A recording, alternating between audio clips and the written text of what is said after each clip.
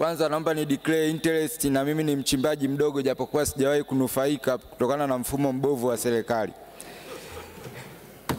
Tatizo lililoko Mpanda mjini linafanana lililoko katika jimbo langu la Ulanga. Je, sasa serikali haioni umuhimu wa kuwaelimisha na kuwawezesha wachimbaji wadogo wa jimbo la Ulanga ili waweze kuyathaminisha madini haya wanayoyapata ili waweze kuyauza katika thamani halisi inayoendana na soko?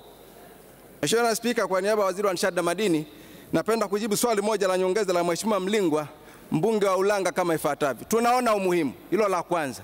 Tunaona umuhimu wananchi wako Mheshimiwa mbunge kuendelea kuwaelimisha, lakini sio kuwaelimisha tu, hata kuwapatia ruzuku wakikizi vigezo.